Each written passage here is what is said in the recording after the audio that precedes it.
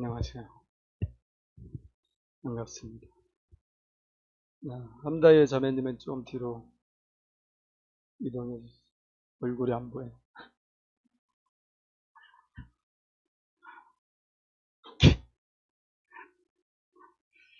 몇 명 되지도 않는데 얼굴이 안 보이면 설교하는데 어려움이 있습니다.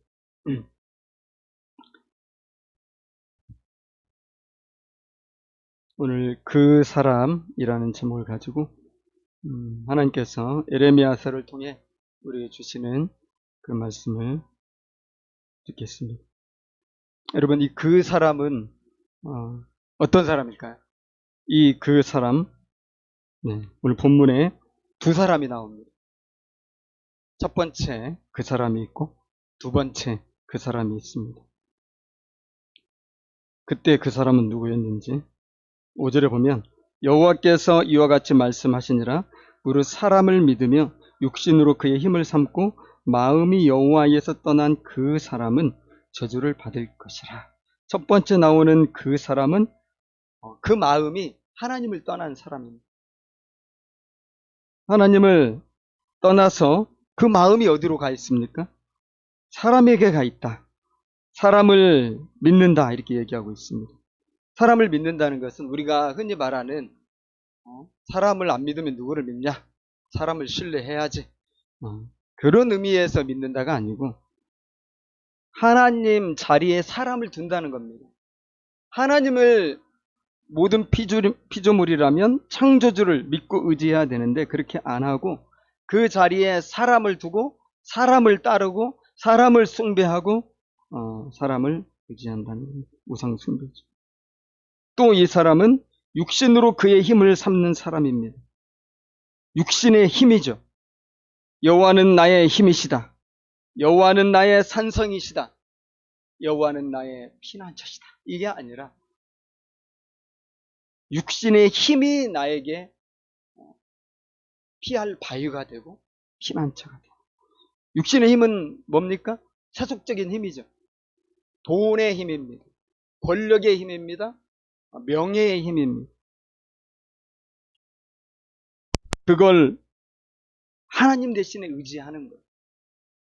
이 사람에 대한 하나님의 평가는 분명합니다. 하나님의 저주가 있을 것이다. 이 사람이 마음이 하나님을 떠난 이유는 볼 때 게을러서 그런 게 아니에요. 또는 자꾸 하나님을 떠나는 이유가 뭐 피곤해서 지쳐가지고 그것도 아니에요. 이 세상이 나의 살아가는 이유가 됐기 때문에 이 사람은 굉장히 성실하게 사는 사람이에요. 되게 열심히 살아요. 인생에 목표가 있어요. 이루어야 될 소망이 있고 붙잡아야 될 꿈이 있으니까 정말 성실히 살고 지치도록 열심히 살아요. 그런데 하나님 생각은 하나도 안 하고 하나님을 의지할 생각도 하나도 안 하고 하나님께 말은 어떨지 모르지만 눈꽃만큼도 소망을 안 두는 사람이죠. 마음이 떠났어요. 몸은 어떨지 모르지만 마음이 떠났어요. 마음이. 이 사람은 여호와의 진노 앞에 있게 된다. 첫 번째 그 사람인데 지금 에레미야 선지자는 그 사람을 뭘로 비유를 하냐면 사막의 떨기나무 같다. 6절에 그는 사막의 떨기나무 같아서 좋은 일이 오는 것을 보지 못하고 광야, 간조한 곳, 건건한 땅, 사람이 살지 않는 땅에 살리라. 사막은 모래사막을 가리키는 건 아니죠. 광야의 사막, 유대 광야를 가리킵니다. 가봤습니다. 그 유대 광야를. 다윗이 그렇게 도망치고 다니면서 굴에 숨었던 그 굴도 좀 보았고요. 유대 광야를 봤는데 나무가 하나도 없어요. 사막, 모래사막만 나무가 없는 게 아니라 광야 사막도 나무가 없어요.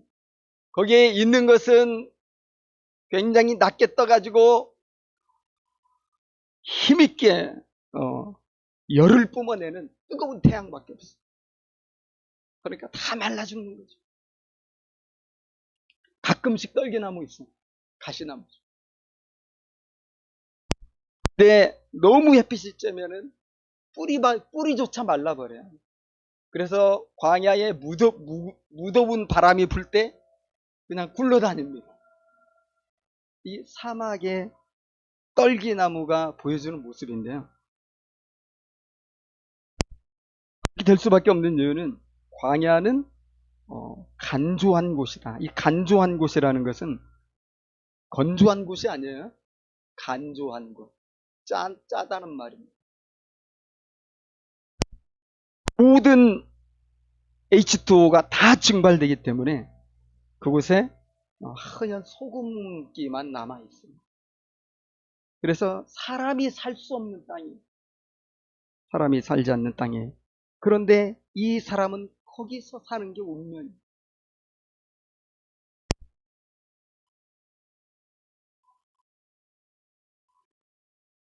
이 사막의 떨게나무가 우리에게 주는 인상은 메마름이고, 그 다음에 어떤 그 날카로운 인상이죠. 가시만 돋아있어요. 그런 사람이 혹시 주변에 우리가 있을 수가 있겠죠. 만나기 부담이죠. 한번 만나려면 온갖 배려를 다해서 만나야 돼요. 메말레 정서가 정말 말라요. 그 틈만 나면 이제 원망과 불평이 많죠. 왜냐하면 자기 환경이 지금 광야 사막이니까 편할 수가 없는 거예요. 당연한 거죠. 그러니까 점점 사람이 떠나요. 보면 사람이 살지 않는 땅에 혼자 산다고 그랬어요.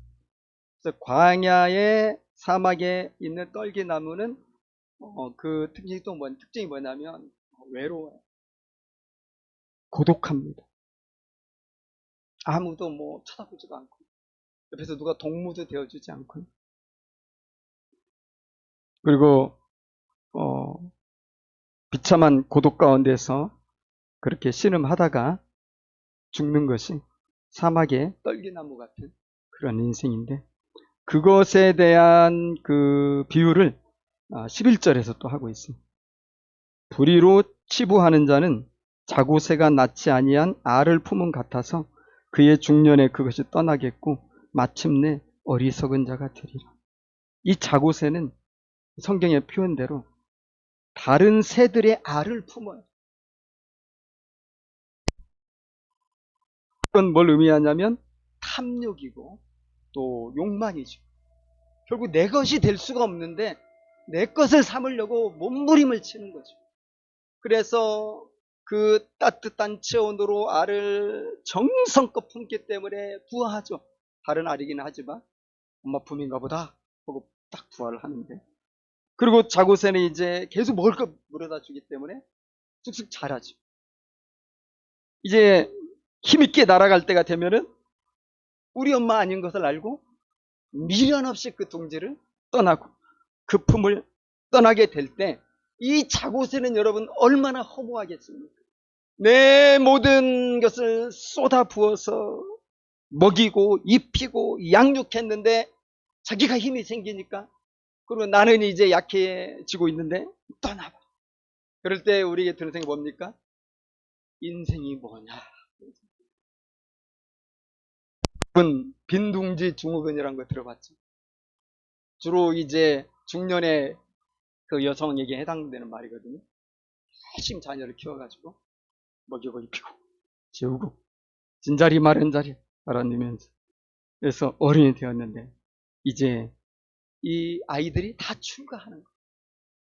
출가하고 어머님을 나를 잊은 듯이 살아갈 때 또 남편은 처음에 나에게 보여줬던 그 사랑을 다시는 보여주지 않아. 다 식어버려. 아무것도 없는 것처럼 느껴집니다.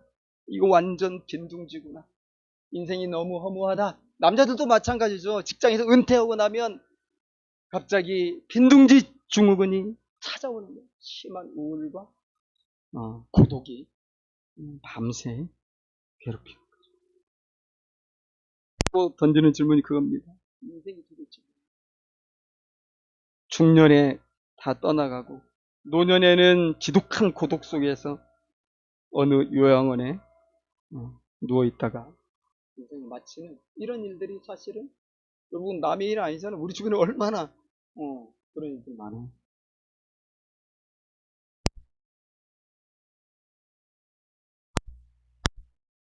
지금 마음이 하나님께로 떠나서 세상에 힘을 얻기 위해서 몸부림치며 살았던 이들의 인생의 모습이 사막의 떨기나무 같고 자고새와 같다는 거죠.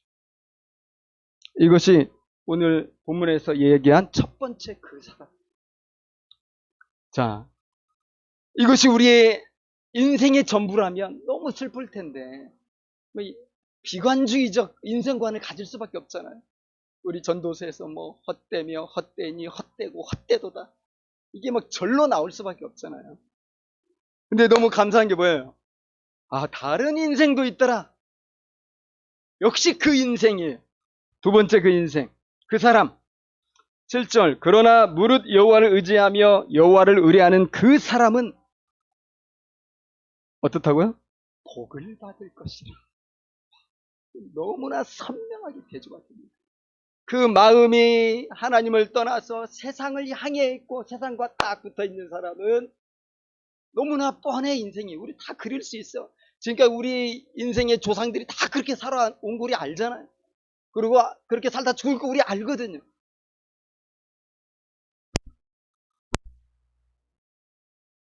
그런데 그 사람, 두 번째 그 사람은 하나님을 의지해서 그 인생이 복을 받는데 어떤 나무와 같아요?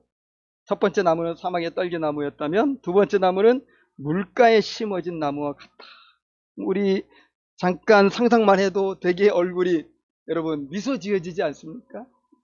물가에 심어진 나무. 오늘 잘 표현하고 있어요. 그 뿌리가 강변에 뻗어가. 그래서 아무리 가뭄이 오고 아무리 흉년이 오고 비가 오지 않아도 아무 문제가 없어요. 뿌리가 그냥 더 깊이 파고 들어가서 물에 닿아요. 그래서 더위가 올지라도 두려움이 없고요. 입이 더 청청해. 생각해 보세요. 그 광야 사막에 입이 청청한 나무는 얼마나 대조적입니까? 메마른 그 빨간 땅에 입이 청청한 나무가 탁 서 있으면 그 자체로 여러분 감동이잖아요. 그리고 꽃이 피고 열매를 맺어요. 걱정이 없어요. 그치지 않아요, 결실이. 얼마나 복이 정말 흘러 넘칩니까? 사막의 떨기나무와 대조가 됩니다. 특별히 사막의 떨기나무는 외롭잖아요. 그 뜨겁고 간조하고 건건한 땅, 그곳에 그 뜨거운 해를 맞으면서 외롭게 서 있어요. 물가에 심어진 나무는 절대로 혼자가 아니에요. 이 물가에 심어진 나무는 사실은 공동체를 말합니다. 여러분, 물가에 이 모든 나무들은 물가에 이 나무는 절대 혼자 서 있지 않아요. 그 물가에 보면 나무들이 다 몰려서 서 있어요. 그 몰려서 서 있으면 겉으로는 보이지 않지만 그 땅 아래는 어떻습니까? 땅 아래는 지금 만수산 드렁치기 얽혀 있듯이 다 이렇게 저렇게 다 얽혀 있어요. 얽혀 있어서 웬만한 뭐 토네이도나 광풍이 불어와도 뭐 센 거 불어오면 좀 어렵겠지만 웬만한 건 이길 수 있는 능력이 있어요. 약한 나무들도 있고 강한 나무들도 있겠는데 그들이 보이지 않는 그 땅 아래에서는 완전히 얽혀져 있어요. 이게 숲의 힘이죠.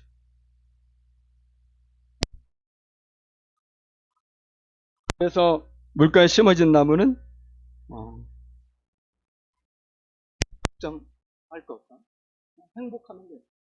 뭐 그런 노래 있죠. Don't worry, be happy.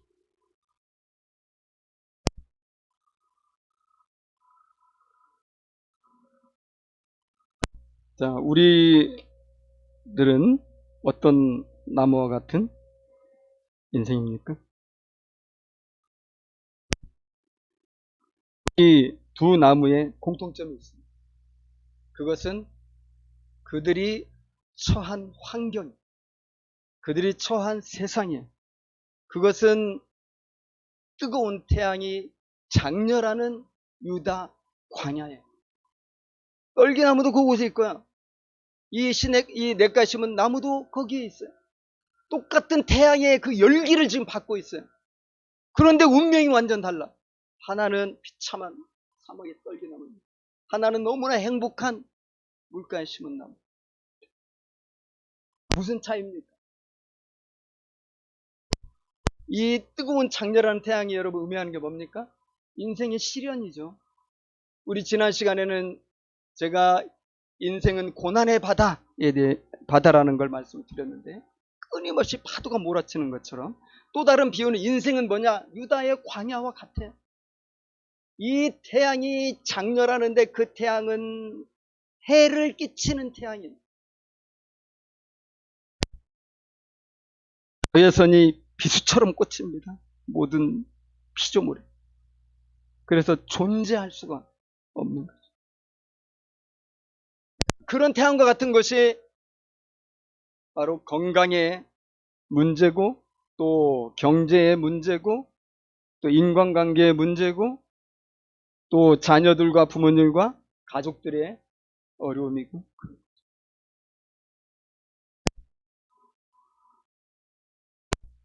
제가 지금 가장 가까이서 잘 아는 분들 중에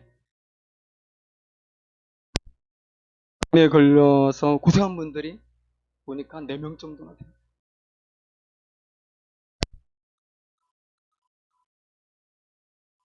그런 다양한 종류의 뜨거운 태양이 막 태양이 자기 얼굴을 바꾸면서 우리 일생을 따라다니면서 막 장렬을 하는 거죠. 누가 피할 수가 있겠어요? 그런데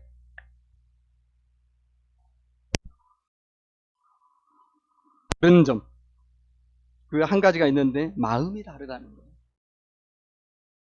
똑같은 마음인데 한 마음은 세상을 향해 서 있어요. 그 세상을 향해 서 있고 세상과 밀착되어 있어요. 또 다른 한 마음은 하나님을 향해 있고 하나님과 밀착되어 있어요. 이 마음의 차이가 결국은 인생을 바꿔놓는 거예요. 그래서 우리 전도서에 있는 것처럼 무릇 지킬 만한 것보다도 내 마음을 지켜라. 생명의 근원이 이 마음에서 나온 거예요. 마음이 바뀌면 마음이 세상을 향해 있다가 하나님께로 향하는 이 놀라운 변화가 있으면 우리 인생은 복받게 돼 있습니다.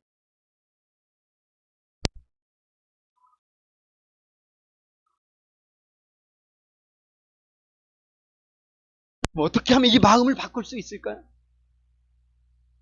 어떻게 하면 우리 마음을 막 혁신해서 하나님께로 분명하게 향하고 마치 악교로 인해서 붙어있는 것처럼 그렇게 딱 붙어가지고 다윗처럼 여호와는 나의 힘이시요 나의 피할 바위시요 나의 산성이시라 이렇게 하면서 힘들고 이 고난의 역경의 한가운데 있으면서도 그렇게 할 수 있을까? 어떻게 해야 됩니까 여러분? 근데 오늘 말씀은 절망과 희망이 같이 있어요. 이 마음에 대해서 이 에레미야 선지자는 네가 너의 마음을 절대로 바꿀 수 없다고 이야기합니다. 안타깝게도. 만물보다 거짓되고 심히 부패한 것은 마음이다. 누가 능히 이를 알리오마는 나 여호와는 심장을 살피며 폐부를 시험하고 각각 그의 행위와 그의 행실대로 보응한다고 그랬어요.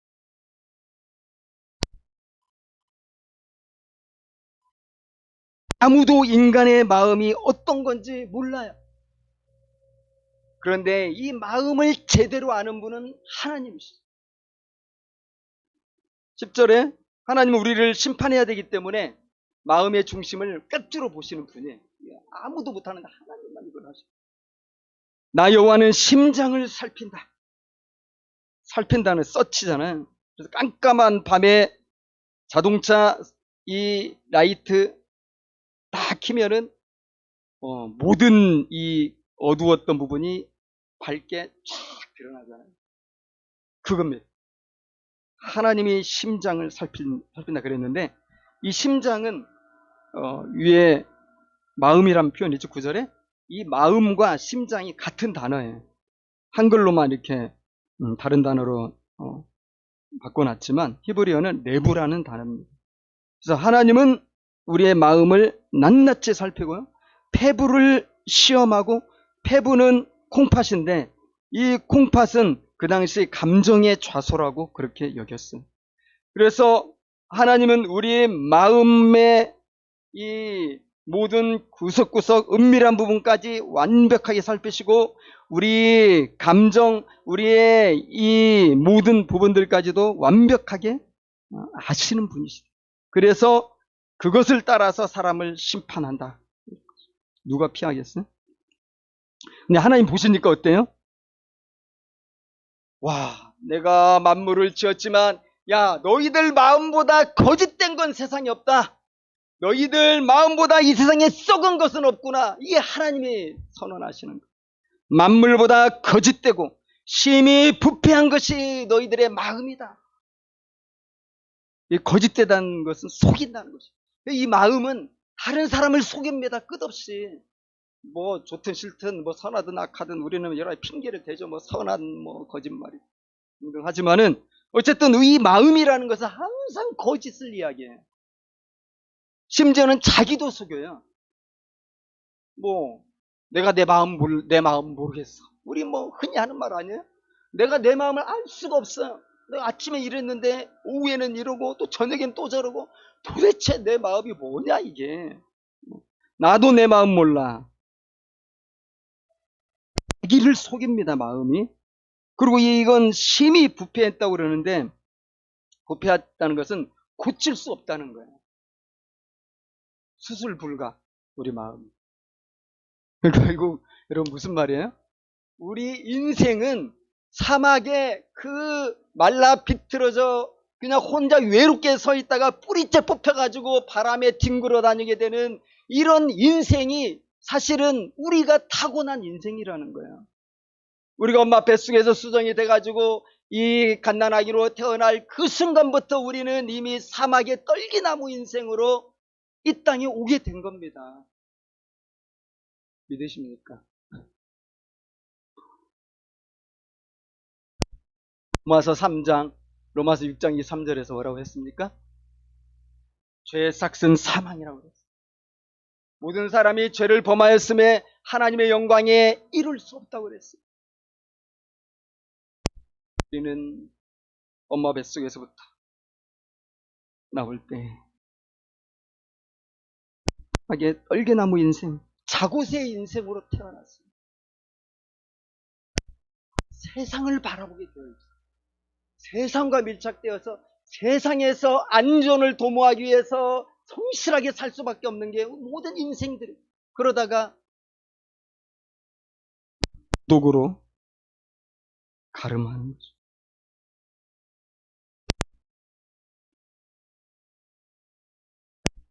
이제 복음을 얘기합니다. 그럴 수밖에 없는 우리 인생인데, 우리 하나님께서 우리의 떨기나무 인생을 물가에 심은 나무 인생으로 바꿔주셨다. 이것이 여러분 복음이에요. 굿뉴스. 태어날 때 떨기나무 인생의 운명을 가지고 태어났는데 하나님 만나고 예수님 만나서 우리 인생이 물가에 심은 나무 인생이 되었다. 여러분 이거보다 복된 소식이 어디 있겠어요.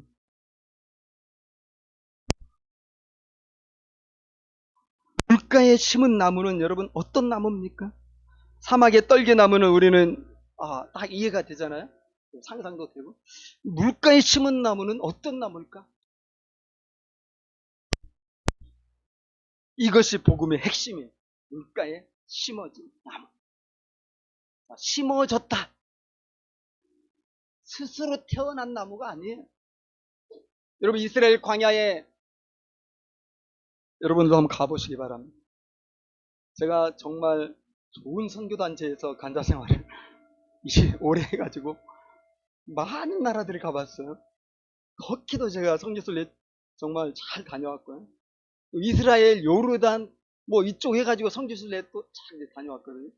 터키는 이수장 목사님과 갔고 이스라엘 쪽은 구약의 해박한 이 전문 지식을 가지고 있는 손석태 박사님과 함께 다녀왔고 요즘 안 갑니까? 그런 거. 참 좋은 시절에 간사했다. 그런 생각 드는데.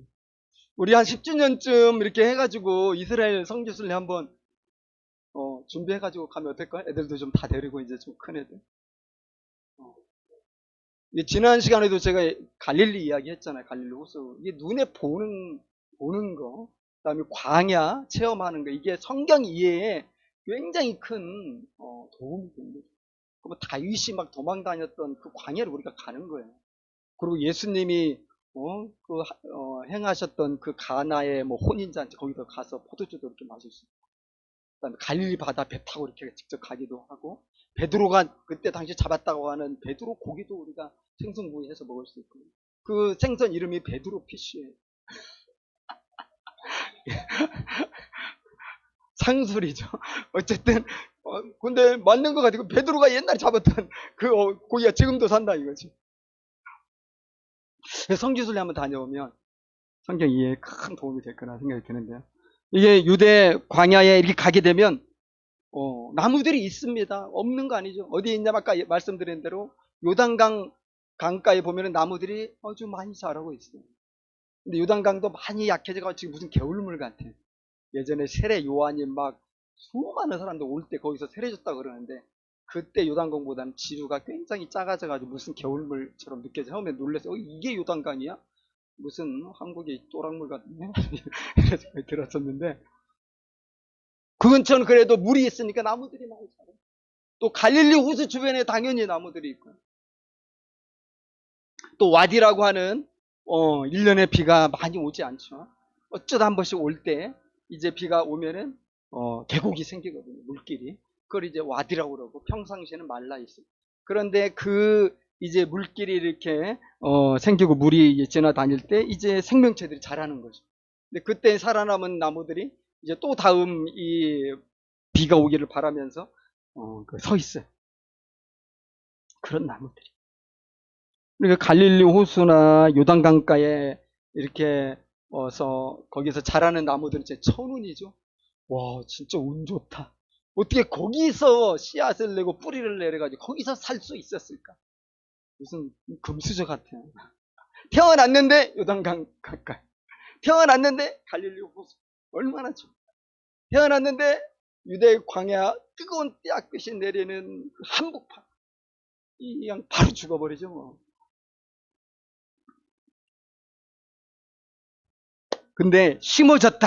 이것은 인위적으로 어떤 사람이 그 나무를 옮긴 거예요. 그래서 심어졌다는 말이 히브리어로 보면 샤틀이라는 말인데 옮겨 심다는 말이에요. 또 한 가지로 살펴봐야 될 것이 물가에 심었다.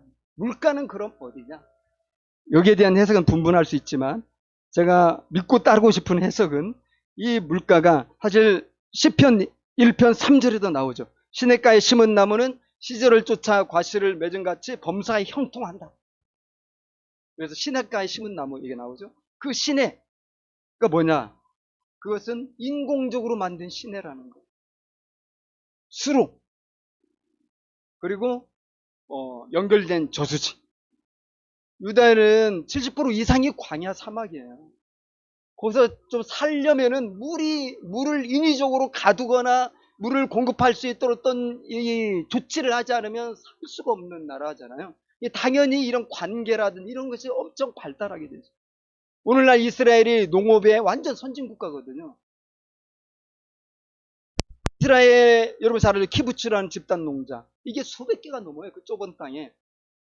근데 거기에는 항상 물이 풍족해요. 그리고 푸르른 나무들이 아주 가득 차 있어요. 근데 그 높은 데 올라가서 보면 그 울타리를 넘어서 광야하고는 완전히 대조가 돼요. 광야는 정말 이 태양에 달궈져 가지고 싹 밝았고 어떤 식물도 없는데 이 울타리 안에는 그렇게 푸르를 수가 없는 거예요. 완전 숲을 이루고 있는 거죠. 보니까 이 기술이, 과학적인 관계 기술이 이스라엘이 엄청나게 발달했어요. 인상적인 것은 이 점식 관수라는 건데, 이 관을 땅에 묻어요. 그리고 구멍을 이렇게 내고, 그래서 물을 이제 조절해가지고 물을 항상 줄 수가 있고요.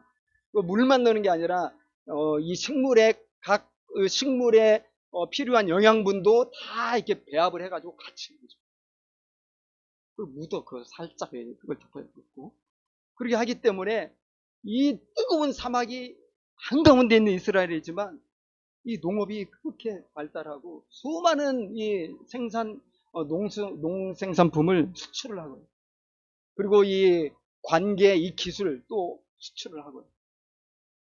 이스라엘 농업이 유명하죠. 이게 메마른 데서 살려고 하다 보니까 막 이런 온갖 지혜들이 생겨나는 거죠. 그래서 이 나무는 결국은 사실은 왕이나 아주 높은 직에 있는 사람들이 관리하는 나무예요. 그래서 왕이 이제 다 물기를 내고 저수지를 만들려고 명할 거 아니에요, 당연히. 이전 왕보다 내가 더 이제 풍요로워지겠다. 그러면 다 동원해가지고 막 이렇게 만들어서 갈릴리 호수나 뭐 이런 데서 막 이렇게 끌어오고, 요단강에서 막 이렇게 끌어오고, 또 저수지 만들고, 그 다음에 그 물만 있으면 재미없으니까 거기다 이제 나무를 다 이렇게 심어서 숲을 만들어 버리는 거죠. 거기에 심겨진 나무는 왕이 관리하는 나무입니다. 그 나무는 절대 안 죽어요. 정말 우리 엘리야 시대 보면 7년 6년 있다고 그랬지만 7년 6년이 와도 그런 나무는 안 죽는 거예요. 왜? 왕이 아주 심혈을 기울여서 자기 살기 위해서 관리하는 이런 수로와 이런 저수지이기 때문에 그 나무는 Don't worry, be happy.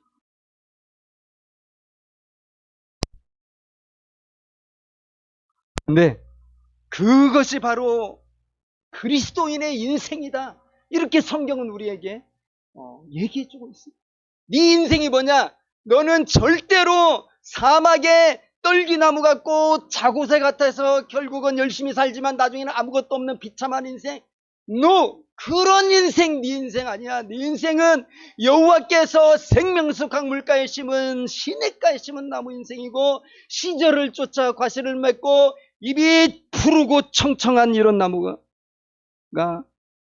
바로 너의 인생이라고 하나님께서 우리에게 축복하시며 말씀해 주십니다. 네 인생은 이제 바뀌었어. 마귀는 그렇지 않다고 얘기하거든요. 너 이렇게 살다가 네 인생 망할 거야? 야, 너 그렇게 살가지고 뭐 되겠어?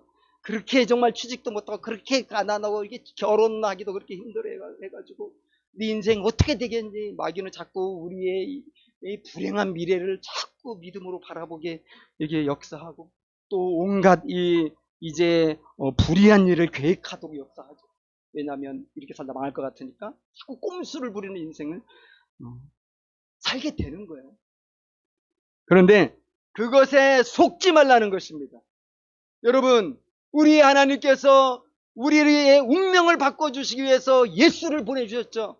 예수님께서 우리를 위해 십자가에 피 흘려 죽으시고 부활하셨고, 우리가 그 예수를 믿음으로 말미암아 우리는 완전히 시냇가에 심은 나무 인생으로 운명이 바뀐 거라는 걸 우리가 알아야 돼요. 그런 주님을 찬양하고 그런 주님을 경배하고 주님을 기뻐하는 것, 이것이 우리의 힘이 되는 것입니다. 그 부분을 로마서에서 사도 바울이 명확히 얘기했죠. 로마서 11장 17절, 돌 감람나무인 네가 그들 중에 접붙임되어 참 감람나무 뿌리의 진액을 함께 받는 자가 되었다. 원래 우리는 돌 감람나무, 정말 쓸모없는 감람나무, 먹을 수 없는 열매를 맺는 감람나무, 비참한 감람나무 인생인데, 참 감람나무의 뿌리에 우리를 진액을 함께 받을 수 있도록 하나님께서 딱 접붙여 주셨다. 로마서 11장 24절. 네가 원 돌감람나무에서 힘을 받고 본성을 거슬러 좋은 감람나무에 접붙임을 받았다. 이게 본성을 거슬러가지고, 이 본성은 마음이잖아요. 우리 스스로 이 마음을 어떻게 할 수가 없어요. 그런데 하나님께서 은혜로 우리 마음을 하나님을 향하도록 딱 붙여놨다 이거죠. 예수 안에서. 여러분, 예수님은 자기 자신을 물로 여러 번 표현했어요. 예수님은 물이세요. 우리는 그 물가에 있는 나무가 되는 거죠. 요한복음 4장 14절. 내가 주는 물을 마시는 자는 영원히 목마르지 아니하리니 내가 주는 물은 그 속에서 영생하도록 솟아나는 샘물이 되리라. 할렐루야. 영생하도록 솟아나는 샘물. 결코 부족함이 없어요. 예수님께로부터 우리가 공급받는 물은. 그러니 우리 나무들이 그 가뭄에도 불구하고 그 뜨거운 열기에도 불구하고 인생의 온갖 다양한 얼굴을 가지고 우리에게 때마다 일마다 찾아오는 그 시련 앞에서도 우리가 뿌리를 더 깊이 내리고 잎을 청청하게 피우고 또 열매를 맺을 수가 있는 거예요. 그러니까 노력으로 하는 게 아니에요. 주님이 그렇게 우리를 만들어 주셨어요. 그리고 예수님 이렇게 얘기하시잖아요. 누구든지 목마르거든 내게로 와서 마셔라. 나를 믿는 자는 생명의, 성경이 이룬 것 같이 그 배에서 뭐가 흘러나옵니까? 생수의 강이, 그냥 물이 나오는 게 아니라 강이 흘러요. 강이. 우리 안에서 강물이 흘러나와요. 이게 성령의 강물이잖아요. 그러니까 내가 막 노력해가지고, 내가 막 애써가지고 내 마음을 막 바꾸려고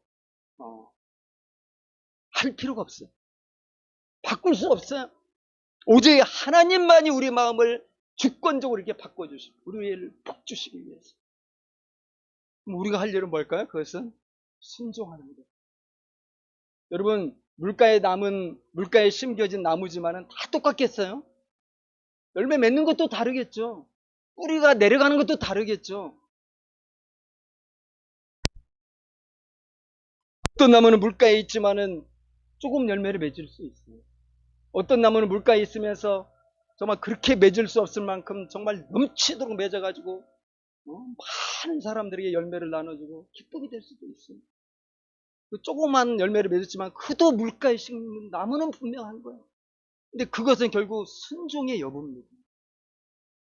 성령께서 우리 마음을 감동시켜 주잖아요. 예배를 드릴 때, 또 말씀을 읽고 기도할 때 성령님께서 내 마음을 뜨겁게 하시고 감동을 주셔서 내가 이런 거 좀 해야 되겠다. 그러면 미루지 말고요. 그걸 하는 거예요. 그것이 크든 작든 이런 게 중요한 게 아니고 그게 바로 뿌리가 내려가는 거예요.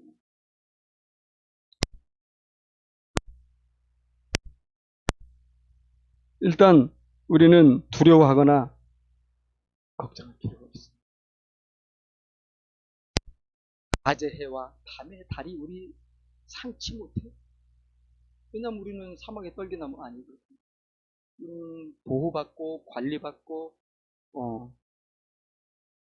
예수 그리스도 안에서 하나님의 사랑으로 모양이 다스림 받고 있는 그 사람이죠.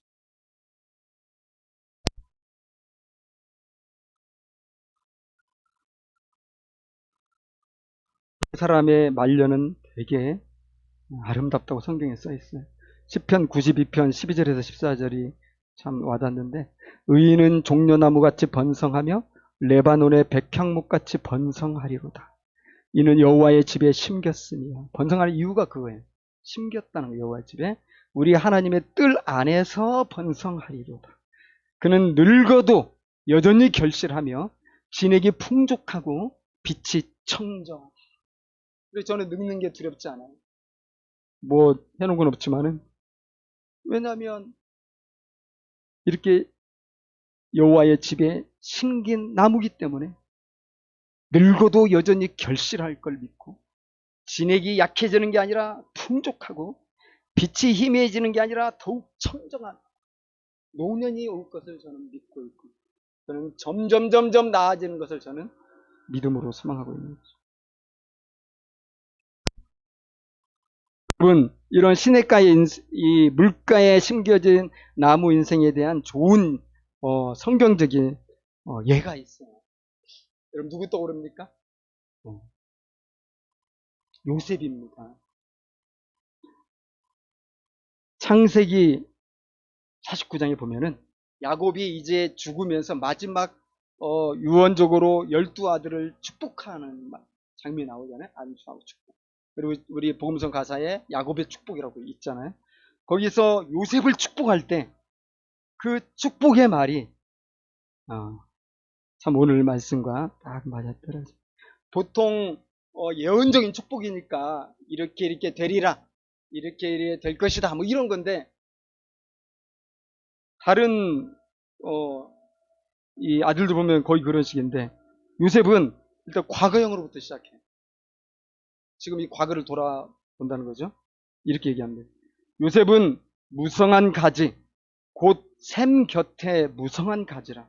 그 가지가 담을 넘었도다. 우리 이해되는 말이죠. 요셉의 인생은 이 물가에 심겨진 아주 무성한 가지예요. 잎이 푸르고 열매가 가득해가지고 담을 넘어가지고 모든 사람들에게 생명을 공급하는 그런 요셉의 인생. 그리고 미래적인 예언도 물론 있죠. 위로 하늘의 복과 아래로 깊은 샘의 복과 태의 복이로다. 깊은 이 물의 축복이에요. 여러분, 성경에서 물은 축복이에요. 집이 받는 축복. 여러분, 요셉의 인생 잠깐만 생각해보면, 요셉은 일생 동안 얼마나 뜨거운 태양이 모양을 바꿔가면서 그의 인생이 장렬했습니까? 사랑받던 요셉이지만 형들의 시기와 질투를 받을 줄 누가 알았어? 형들의 시기와 질투가 너무나 세가지고 이놈을 죽여야 되겠다 할 정도였고, 그래서 물이 없는 구덩이에 요셉을 던져버리고 말았어. 요셉은 죽는 줄 알았지만, 그러나 형들이 또 이 요셉을 끄집어내가지고 노예로 팔아먹었어. 이게 좀 이제 살까 하고 소망을 가졌는데 웬걸 그냥 애굽의 노예로 팔았죠. 노예살이 하고 있다가 또 이 성폭력을 이제 피하기 위해서 몸부림치다가 모함을 받아가지고 그러면 참 의로운 상 이런 거 받아야 되는데 그게 아니라 감옥에 또 감옥에 갇히고, 감옥에서 또 이 술 맡은 거 하는 자, 떡 굽는 자 이들을 도왔더니 이제 좋은 일이 있을 줄 알았는데 또 2년 동안 깜깜무소식이어서 또 2년을 그냥 그 어둠 속에서, 그런 비참한 인생인데 하나님의 때가 되니까 이제 애굽의 총리가 돼가지고 아브라함에게 하나님이 언약했던 이 하늘의 묵별이 되리라, 이 셀 수 없도록 이 해변의 모래처럼 되리라 하는 약속이 요셉을 통해서 그 애굽 땅에서 이루어져 71명으로 갔던 이스라엘 사람들이 장정만 60만 명이나 되는 엄청난 하나님의 군대로 성장합니다. 요셉이 그렇게 된 이유가 뭐예요? 여러분, 요셉이 지혜로워서 그렇게 된 게 아니에요. 요셉이 굉장히 탁월한 어떤 성실성, 요셉이 인생에 대한 어떤 분명한 이 장기적인 플랜, 그리고 그것을 이루어내는 어떤 추진력, 굉장한 열정, 건강, 이런 것이 종합적으로 돼가지고 그렇게 성공한 게 아니라는 거죠. 성경은 왜 성공했어요? 왜 그렇게 됐어요? 이 창세기에서 계속 우리 읽은 대로 여호와께서 함께 하셨더라, 여호와께서 형통하게 하셨다, 그겁니다. 왜 그렇게 했어요? 요셉은 하나님이 심겨진 나무예요. 하나님에 의해서. 그것이 요셉의 인생이고, 요셉의 한 일은 뭐예요? 순종한 겁니다. 순종해야 될 때 순종한 거고, 하나님 말씀하실 때 들은 거예요. 지금 오늘 말씀은 사실 불순종하고 심판 앞에 둔 유다에 대한 예레미야의 예언인데, 예레미야는 이 유다도 당연히 시냇가에 심은 나무고 물가에 심은 나무인데 얘들은 완전 대놓고 불순종을 했잖아요. 그래서 떨기나무로 떨어지는 거예요. 오랫동안 대놓고 세상을 흠모하고 하나님을 완전히 떠나고 그것이 오랫동안 지속이 되고 의도적으로 사상에 불을 추구하고 애굽을 의지하고 또 아수르를 의지하고 이렇게 하면서 망해가는 거죠.